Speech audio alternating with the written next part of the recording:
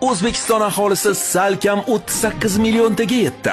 Obuna bo'ling, aholi soni bo'yicha hududlar reytingi bilan tanishamiz. 14-o'rin 938.500 kishi bilan Sirdaryo viloyati.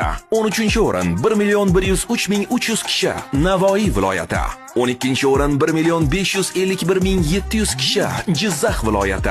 11-o'rin 2.40.700 kishi Qoraqalpog'iston Respublikasi. 10-o'rin 2.45.700 kishi bilan Xorazm viloyati. 9-o'rin 2.89.000 kishi Buxoro viloyati. 8-o'rin 2.974.000 kishi Surxondaryo viloyati.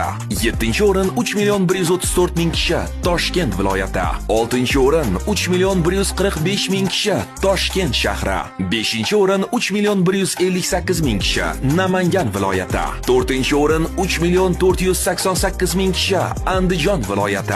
3-o'rinda 3.674.000 kishi bilan Qashqadaryo viloyati.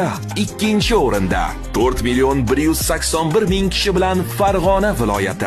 Hamda 1-o'rinda 4.336.000 kishi aholisi bilan O'zbekistonda eng gavjum deb Samarqand viloyati aniqlandi. Ushbu raqamlar O'zbekiston Milliy statistika qo'mitasi tomonidan taqdim etilgan bo'lib, 2025-yilning 1-iyul holatiga ko'ra, yurtimizda aholi soni 37.659.698 tani tashkil qiladi. Shunda o'zbekistonliklar yiliga taxminan 740.345 kishidan ko'payib borishmoqda. Va shu ketishda 3 yildan so'ng 40 millionlik marrani zabt etarkanmiz. Xo'sh, siz qaysi hududdansiz? Fikringizni izohlarda yozib qoldiring. Ko'proq qiziqarli videolar esa doimgidek kanalimda.